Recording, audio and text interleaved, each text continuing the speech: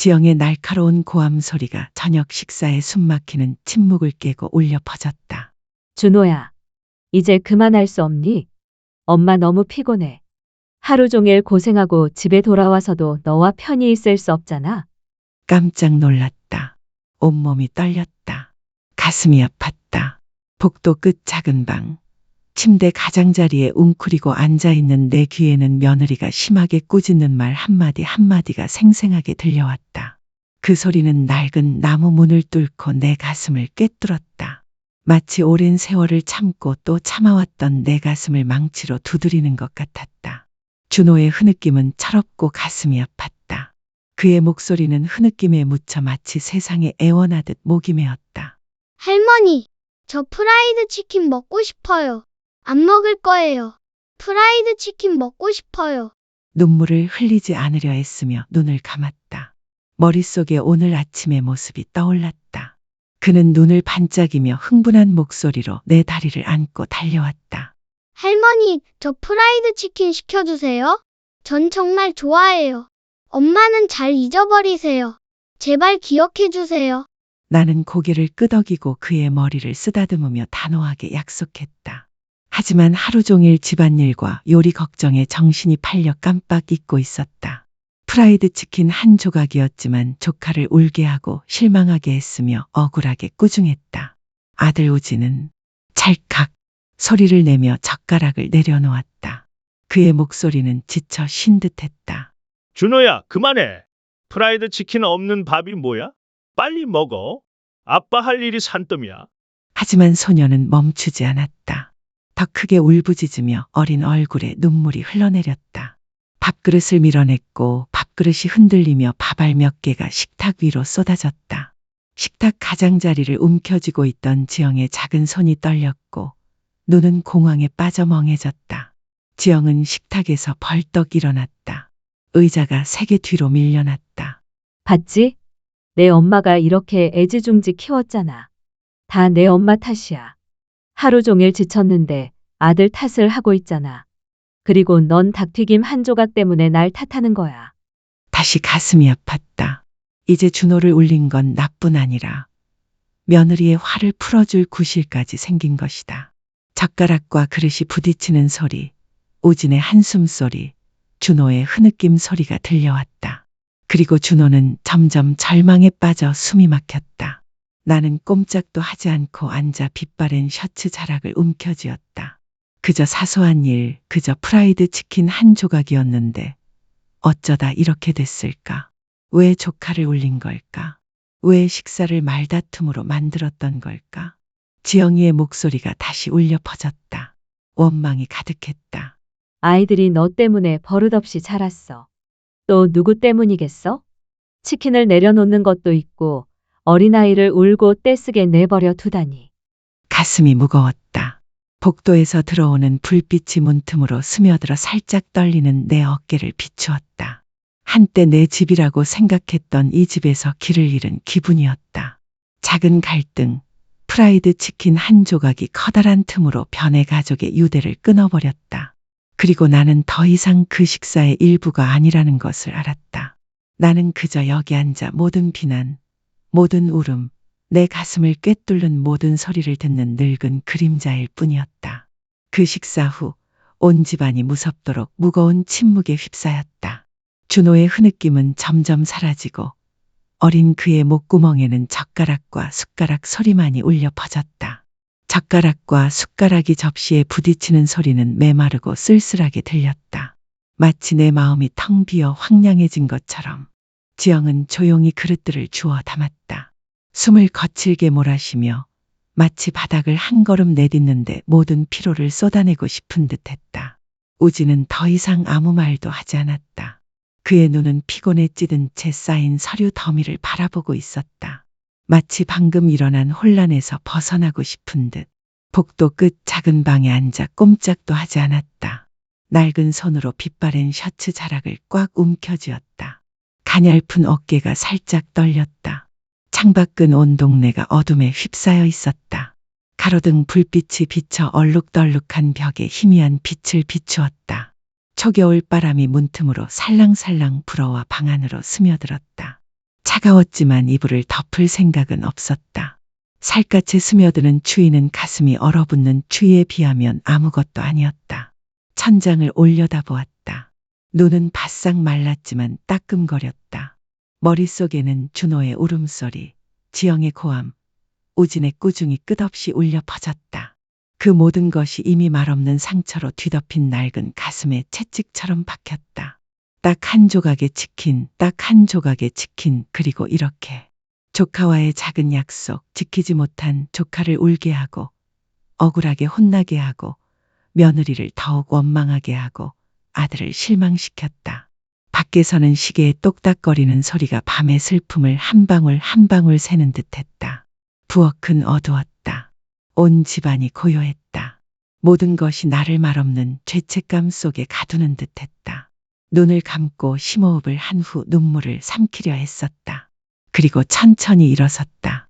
마치 내 그림자조차 들을까봐 두려운 듯 한 걸음씩 내딛었다. 마음속에는 오직 한 가지 생각뿐이었다. 뭔가 해야 해. 손자에게 보상해야 해. 적어도 맛있는 국 한 그릇 끓여줘야 해. 그래야 손자가 내게 미소 짓고 눈물 젖은 할머니를 더 이상 쳐다보지 않을 테니까. 발끝으로 살금살금 문을 열고 복도로 나갔다. 맨발이 차가운 타일 바닥에 닿았지만 춥지는 않았다. 낡은 슬리퍼가 바스락거리는 소리가 밤하늘에 부드럽게 울려 퍼졌다.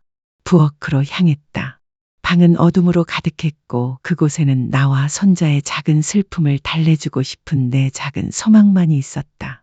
마음속으로 속삭였다. 진짜 달콤하게, 정말 잘 끓여야지. 그래야 준호가 행복해지고 내일은 더 이상 눈물이 나지 않을 거야. 그 순간, 부엌에 발을 디딘 순간 또 다른 비극이 시작되었다는 사실을 나는 미처 알지 못했다. 그 어느 때보다 조용하고 쓰라린 비극이었다. 나는 조용히 부엌으로 들어가 살며시 불을 켰다. 옅은 노란 불빛이 벽의 모든 오래된 얼룩과 스토브의 모든 얼룩을 선명하게 비추고 있었다. 냉장고에서 솥뼈 봉지를 꺼내려고 몸을 굽혔다. 손이 떨렸지만 그래도 뼈를 씻어 끓는 물에 데쳐 냄비에 담으려고 애썼다. 스토브의 불이 활활 타올랐고 붉은 빛이 내 얼굴에 반사되어 자식과 손주들을 위해 애쓰며 살아온 삶의 깊은 주름살을 부각시켰다. 김이 피어오르고 삶은 솥뼈의 달콤한 냄새가 작은 방 안으로 퍼져나갔다. 불을 약하게 하고 한 숟가락 떠서 혀끝으로 맛을 음미했다. 뼈의 단맛이 천천히 녹아내리며 마음이 조금은 차분해졌다. 나는 속으로 생각했다. 내일 손주에게 정말 맛있고 달콤한 국을 끓여줘야겠다. 그래야 내일도 슬퍼하지 않을 테니까.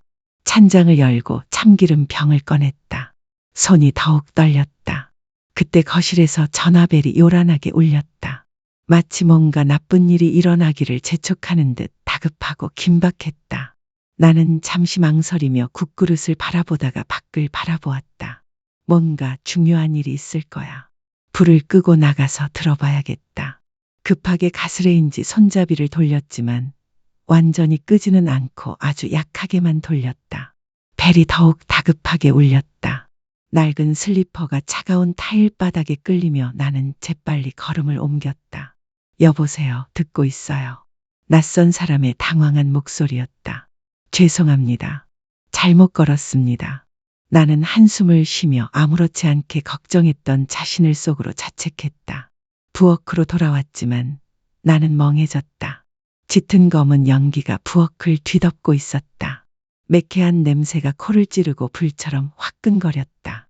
기침을 하며 안으로 뛰어들어 가스레인지 손잡이를 돌렸다. 늙어버린 손은 열기에 붉게 달아올랐다. 쏟아진 국물에 발이 미끄러져 넘어질 뻔했다. 창문을 열고 환풍기를 켠 후 빛바랜 손수건으로 부채질을 하며 테이블 가장자리를 붙잡고 떨었다. 하지만 연기는 여전히 나를 둘러싼 굴욕감처럼 웅크리고 달라붙어 있었다. 눈이 따끔거리고 눈물이 왈칵 쏟아졌다. 그 순간 지영의 발소리가 계단에서 빠르게 들려왔다. 부엌 문이 너무 세게 열려 경첩이 빠질 뻔했다. 엄마의 목소리가 거칠고 환한 목소리로 울려 퍼졌다. 엄마, 뭐 하는 거야? 나는 흐느낌을 참으려 손을 들어 입을 가렸다. 나는 몸을 떨었다. 엄마, 참기름 좀 뿌리려고 준호 밥 해주고 싶었어. 준호 행복하게 해주고 싶었어. 그런데 지영이가 차가운 목소리로 끼어들었다. 요리, 이걸 요리라고 해. 집안에 쓰레기 타는 냄새나. 부엌이 소각장 같아. 내가 얼마나 고생했는데 이제 와서 이 어지러운 걸 치워야 해. 몇 번이나 말했는데 부엌에 들어가지 마. 안 들려? 가슴이 욱신거려 한 걸음 뒤로 물러섰다. 하지만 지영이는 말을 멈추지 않았다. 다시 부엌에 들어가면 시장에 가서 직접 해 먹을 거야. 더는 못 참겠어. 부엌 문이 쾅 닫히는 소리가 온 집안을 뒤흔들었다. 차가운 부엌에서는 환풍기가 요란하게 돌아갔다. 나는 주저앉아 새까맣게 그을린 나무 주걱을 집어들었다. 손이 떨려 제대로 잡을 수 없었다. 주걱을 선반에 올려놓고 수건을 집어들어 연기를 닦아냈다. 부끄러움과 슬픔을 씻어냈다. 눈물이 왈칵 쏟아졌지만 이를 악물고 삼켰다. 눈물을 흘리면 다시는 고개를 들 수 없을 거라는 걸 알고 있었다. 그날 밤 부엌을 청소한 후에도 나는 여전히 차가운 부엌에 말없이 앉아 있었다. 연기는 거쳤지만 탄 냄새는 여전히 공기와 가슴 속에 남아 있었다. 창문으로 들어오는 햇살을 올려다보며 생각했다. 그냥 국 한 그릇, 손주를 행복하게 해주고 싶은 마음 이렇게까지 죄스러울 수 있을까? 나는 욱신거리는 다리로 일어서서 천천히 방으로 돌아갔다. 차가운 타일 바닥에 내 발걸음은 길고 구불구불한 내 그림자처럼 흔적을 남겼다. 한때 집이라 불렸던 이 집에서 더 이상 자리를 잡지 못한 누군가의 그림자처럼. 그날 밤 집은 고요 속으로 빠져들었다. 그것은 휴식을 위한 침묵이 아니라 사람들을 숨막히게 하는 무겁고 숨막히는 침묵이었다. 복도의 시계는 마치 나 자신도 감히 온전히 들을 수 없는 슬픈 노래의 박자처럼 똑딱거렸다. 낡은 싱글 침대의 옆으로 누웠다. 얇은 이불이 몸을 감싸고 있었지만 살갗으로 스며드는 추위를 막을 수는 없었다. 이상하게도 살갗의 추위는 가슴을 짓누르는 추위만큼 고통스럽지 않았다. 평생 집처럼 여겼던 그 집에서 더 이상 자리를 찾을 수 없는 사람의 추위였다. 연기 자욱한 부엌, 여기저기 널려있는 새까맣게 탄 나무 주걱, 지영의 쓰라린 외침, 우진의 무력한 눈빛 그리고 준호의 흐느낌, 이 모든 것이 마치 멈출 수 없는 오래된 영화처럼 머릿속에서 계속 재생되었다. 눈을 감았지만 그 소리는 여전히 현실보다 더 선명하게 메아리쳤다. 밖에서는 초겨울 바람이 기와 지붕을 스치며 낡은 창문으로 매서운 추위를 불어넣고 있었다. 현관에서 마른 나뭇잎이 바스락거리는 소리와 바람이 부는 소리가 들렸지만 하루 종일 청소하고 참고 침묵하며 지친 팔 때문에 담요를 더 높이 끌어올릴 수가 없었다. 가슴이 마치 바위에 짓눌린 듯 쿵쾅거리며 숨쉬기가 힘들었다.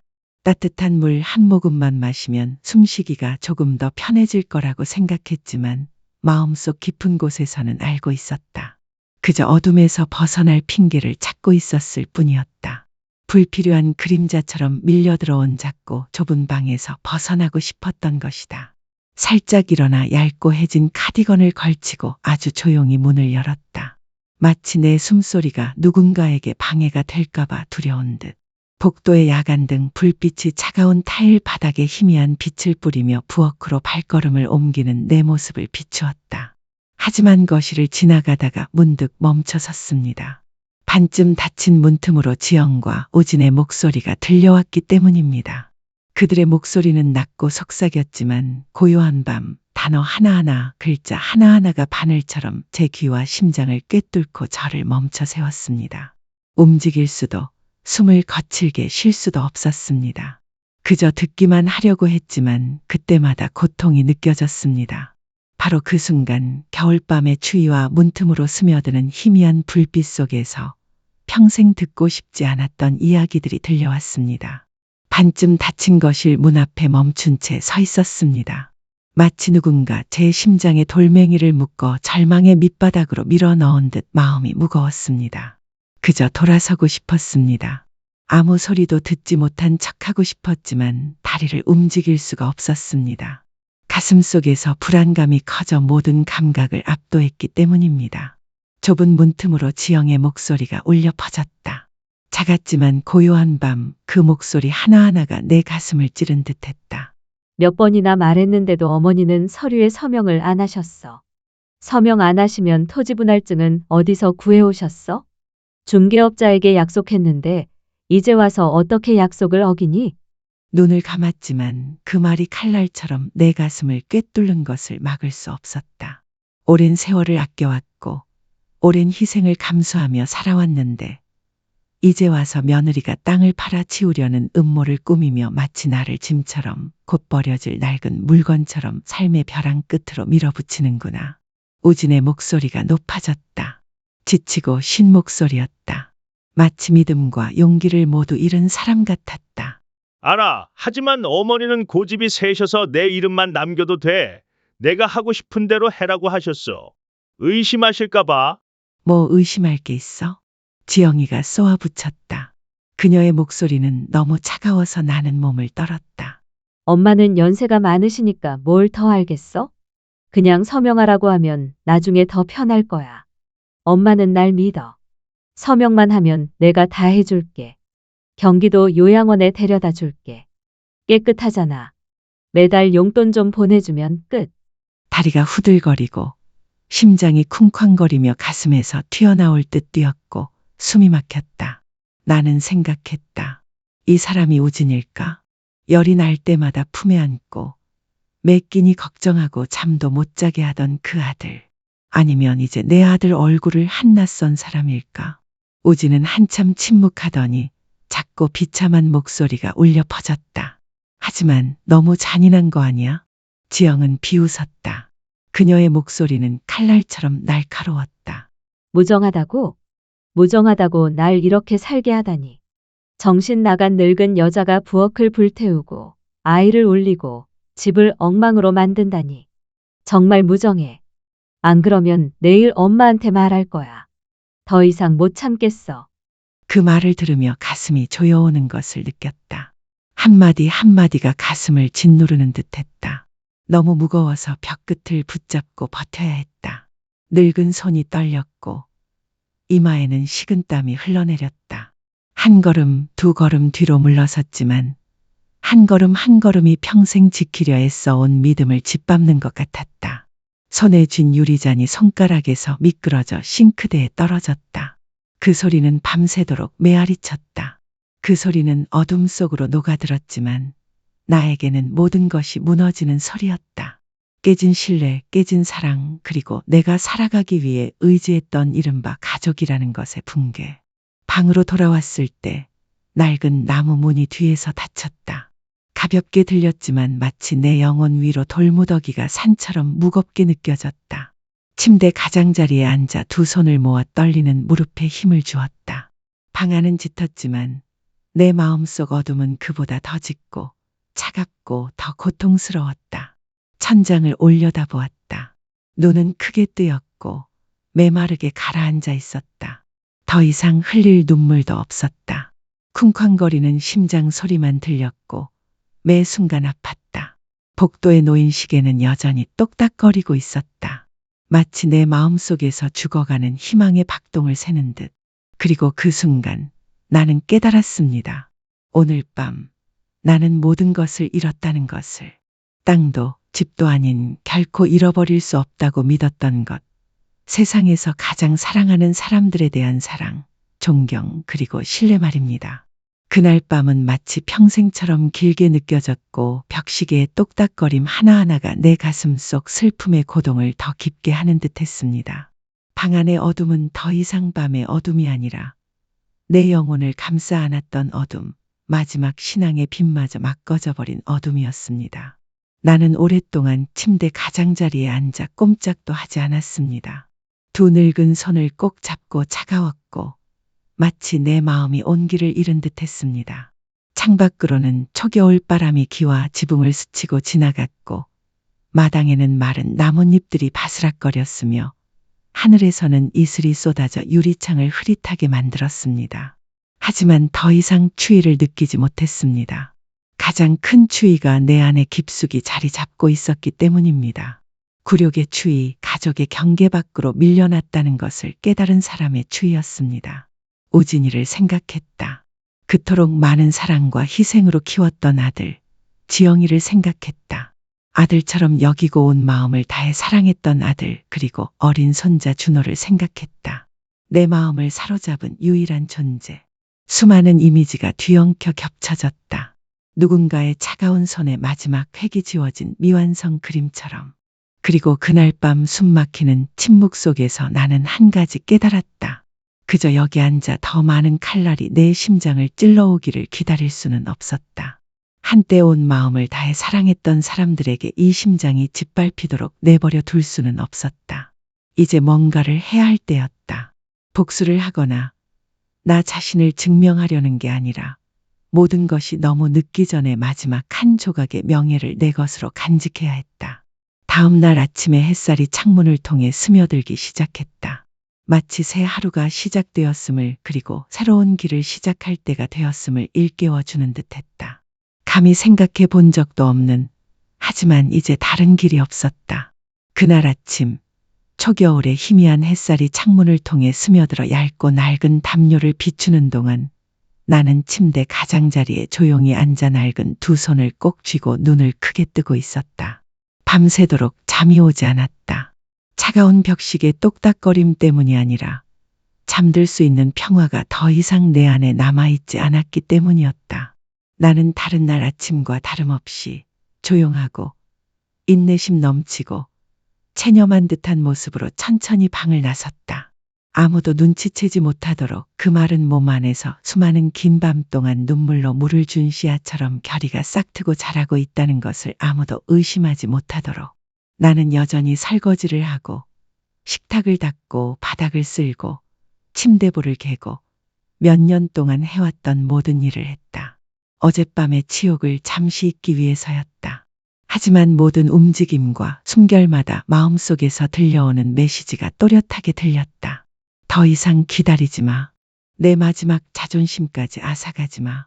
정호, 지영이 가게에 가고 우진이 서재의 머리를 파묻을 때 나는 조용히 남편의 옛방으로 들어갔다. 오랫동안 감히 들어가지 못했던 곳이었다. 그곳을 볼 때마다 가슴이 그리움으로 아팠기 때문이다. 방에는 여전히 오래된 나무 냄새와 오래된 종이 냄새, 그리고 그가 남긴 온기가 남아있었다. 마치 내 인생에서 가장 가슴 아픈 순간에 나를 껴안고 위로해주는 듯했다. 수년간 보물처럼 간직해온 서류 뭉치를 넘기며 손이 떨리는 가운데 찬장을 열었다. 빨간 책, 저축 통장, 토지 매매 계약서. 이 모든 것은 남편과 내가 수십 년간 저축하고 또 저축하며 만들어낸 것이었다. 세월이 흐르면서 누렇게 변색된 빨간 책에는 내 이름이 바래지도 묻어나지도 않은 채 그대로 남아있었다. 마치 내가 한때 품었던 믿음처럼. 이곳이 내 집, 내가 속할 곳이라는 믿음처럼. 하지만 이제 나는 깨달았다. 스스로를 보호하고 스스로 결정을 내리지 않으면 언젠가 내 손이 그 서류에 서명하고 나를 거리로 밀어낼 거라는 것을. 내가 반응할 틈도 없이. 다음 날 나는 낡은 카디건을 걸치고 낡은 비닐 신발을 신고 거리에 북적이는 인파 속으로 들어갔다. 그 군중 속에 작별 인사도 없이 조용히 떠날 채비를 하는 늙은 어머니가 있다는 것을 아무도 알아채지 못했습니다. 저는 은행에 가서 오랫동안 줄을 서서 기다렸다가 예금 계좌에 남아있던 돈을 모두 인출했습니다.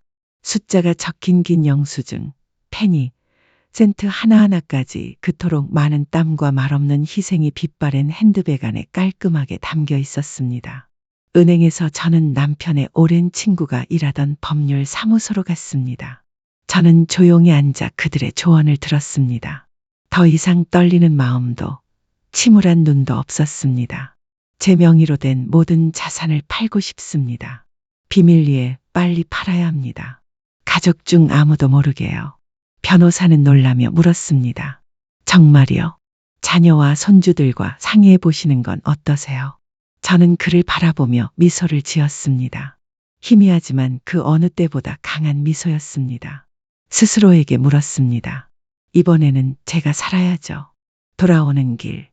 초겨울 바람이 거세게 불며 살을 애는 듯한 추위를 몰고 왔지만 마음은 조금 가벼워졌다. 옅은 회색빛 하늘을 올려다보았다. 구름이 느릿느릿 흘러가고 오후에 햇살이 낡은 기와 지붕 위로 쓸쓸히 내려앉았다. 그리고 깨달았다. 이제껏 감히 생각해 본 적도 없었던 자유로 향하는 길에 첫걸음을 내디뎠다는 것을. 그날 밤 나는 여전히 준호를 목욕시키고 등을 쓰다듬어 재우고 그의 쉴 새 없는 숨소리에 귀를 기울였지만 가슴이 아팠다. 가슴에 새겨진 그 어린 얼굴을 바라보았다. 언젠가는 떠나야 할 때가 온다는 것을 알았기 때문이다. 그를 사랑하지 않아서가 아니라 사랑이 빛처럼 무겁게 여겨지고 신성한 가치들이 거래되는 집에서 그를 키울 수 없었기 때문이다. 나는 오랫동안 침대 옆에 앉아 있다가 그녀의 방문을 살며시 닫으며 속으로 말했다. 그녀를 버린 게 아니야. 그저 나 자신을 더 이상 버리지 않기로 선택한 것뿐이야. 그 후로도 숨막히는 침묵 속에서 나는 예전처럼 모든 것을 계속했다. 여전히 쓸고 설거지하고 빨래를 깔끔하게 개는 등. 하지만 내 마음속의 박동 하나하나는 더 이상 사랑하는 사람의 시선을 기다리는 박동이 아니라 자유로워질 순간을 카운트다운하는 누군가의 고요한 박동이었다. 준호가 마당에서 야생 데이지를 내 손에 쥐어줄 때 나는 여전히 미소를 지었고 지영과 우연히 마주쳤을 때 여전히 고개를 숙였고 매일 아침 우진에게 조용히 물을 따라주었지만 그날 밤 그들의 속삭임 하나하나가 내 마음속 깊은 곳에 메아리처럼 울려 퍼졌다. 한마디 한마디가 마치 칼날처럼 내 가슴에 깊이 새겨져 더 이상 믿을 수 없게 만들었다. 그날 오후 모든 서류 작업이 거의 끝나가고 공식 서명만 기다리던 나는 집으로 돌아왔다. 서류와 영수증뿐 아니라 마음속 돌처럼 굳어버린 슬픔 때문에 낡은 가방은 어깨에 무겁게 얹혀 있었다. 날씨는 추웠고 이슬비가 창문 유리에 길게 떨어지며 마치 닦아낼 수 없는 내 마음속 슬픔처럼 달라붙어 있었다. 방에 들어가 문을 살며시 닫았다. 내 마음속 바람대로 모든 일이 조용히 지나가기를 은밀히 바랐다. 하지만 운명은 나처럼 그토록 많은 인내심을 견뎌낸 사람을 결코 놓아주지 않았다. 그래서 서류철에서 떨어진 종이 한 장이 문틈에 끼었을 때 그것이 사랑이 식어버린 듯한 집에 폭풍을 일으킬 마지막 불꽃이 될 줄은 꿈에도 몰랐다. 그리고 그 순간부터 내딛는 발걸음마다 내쉬는 숨마다 분명한 예감이 스며들었다. 이 문을 나서야 할 때라는 것을. 사랑을 멈춘 게 아니라 내 마음을 바쳤던 바로 그 사람들의 계산에 더 이상 빠져들 수 없었기 때문이다. 그날 오후 하늘이 내 기분처럼 칙칙하고 이슬비가 끊임없이 내려 낡은 기와 지붕을 적시고 창틀에 물 얼룩을 남기던 그때 나는 작은 방에 조용히 앉아 있었다. 마음은 더욱 평화로워졌지만 손은 여전히 핸드백 끝자락을 꽉 쥐고 있었다. 마치 내가 놓아주면 방금 쌓아놓은 의지가 사라질까봐 두려운 듯했다. 모든 것이 거의 다 되었다는 것을 알았다. 서류는 준비되었고 저축은 인출되었으며 계약서는 서명만 기다리고 있었다. 내게는 마지막 한 걸음만 남았다. 한때 내 집이라고 믿었지만 이제는 상처받은 내 마음을 가두는 곳일 뿐인 그 집 문을 나서는 것이다. 파일을 정리하던 중 문틈에 종이 한 장이 떨어져 끼었다. 나는 눈치채지 못했다. 그 순간 머릿속에는 오직 한 가지 생각만 맴돌았기 때문이다. 아직 시간이 있을 때 떠나야 해. 가족들에게 굴욕의 밑바닥으로 밀려나가기 전에 마지막 한 조각이라도 지켜야 해. 지영의 발소리가 복도에 울려 퍼졌다. 한 걸음 한 걸음이 가슴을 꿰뚫는 듯했다. 미리 대비했음에도 불구하고 가슴이 욱신거렸다. 그때 지영의 목소리가 멈췄다. 종이가 뽑히는 소리가 들렸고 숨이 가빠졌다. 목소리가 높아졌다. 분노와 공포, 고통, 심지어 약간의 공황이 뒤섞인 목소리였다. 뭐 하는 거야? 땅을 판다고? 아무에게도 묻지 않았어. 고개를 들어 지영을 바라보았다. 더 이상 두렵지도 회피하지도 않았다. 그 순간 깨달았기 때문이다. 더 이상 잃을 것은 없고 오직 나 자신을 위해 간직할 작은 자존심만이 남았다는 것을. 그 땅은 내 거야. 아버지가 돌아가신 후로 몇 년 동안 내가 혼자 다 관리해 왔잖아. 이제 평생 쓸 거야. 지영은 종이를 꽉 쥐었다. 분노와 공포의 목소리가 떨렸다.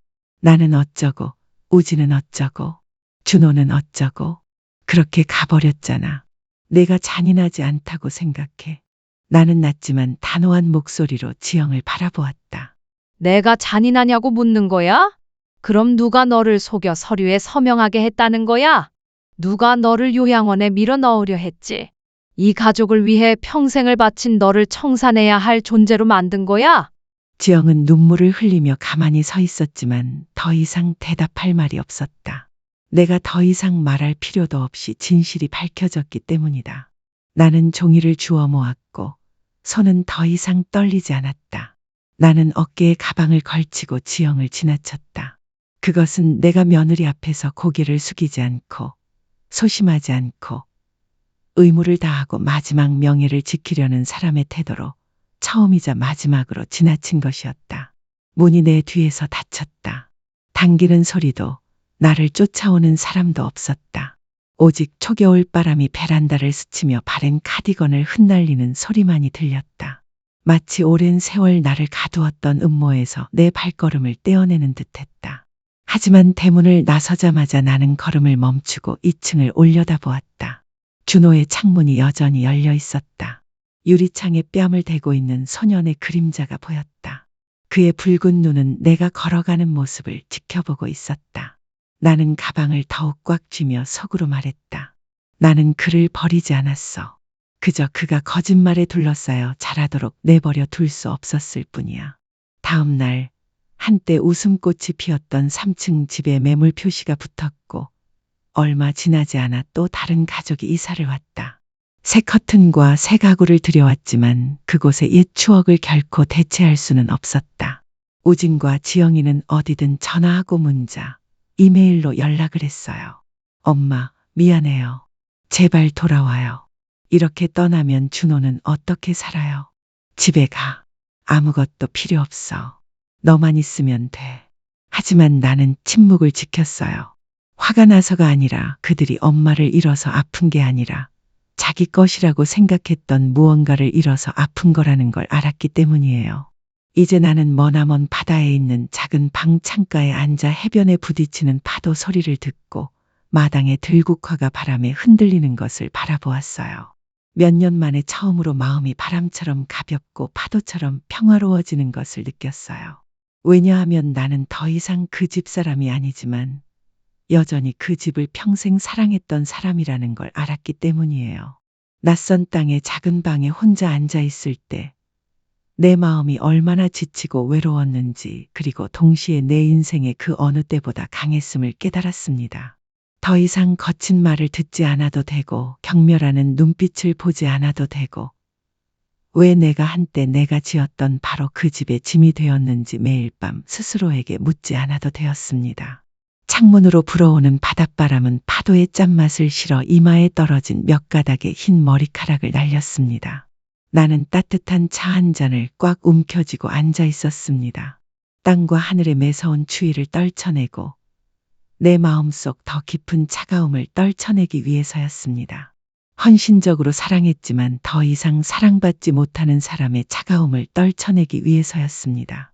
나는 원망하거나 비난하지 않았습니다. 왜냐하면 나는 이해했기 때문입니다. 가족의 사랑이 탐욕과 뒤섞이면 더 이상 본래의 순수함을 유지하지 못할 것입니다. 나는 오직 후회만 한다.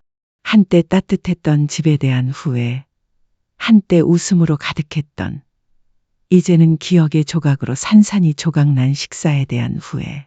아무리 애써 주워 모아도 예전처럼 다시 붙일 수 없을 만큼. 하지만 그 후회들 속에서도 나는 조금 더 가벼워졌다. 옳은 선택을 했기 때문이다.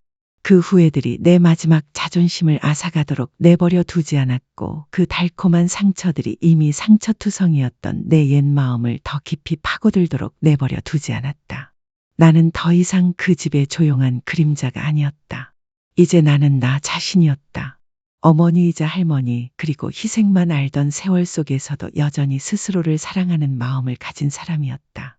그리고 밤이 되었을 때 멀리서 파도가 여전히 울려 퍼지고 바람이 여전히 현관에서 속삭일 때 나는 부드럽게 눈을 감고 기도했습니다. 준호, 나를 그리워한다면 하늘을 올려다보고 바람 소리를 들어라. 왜냐하면 거기에서 나는 여전히 너를 지켜보고 있기 때문이다. 결코 사라지지 않는 사랑으로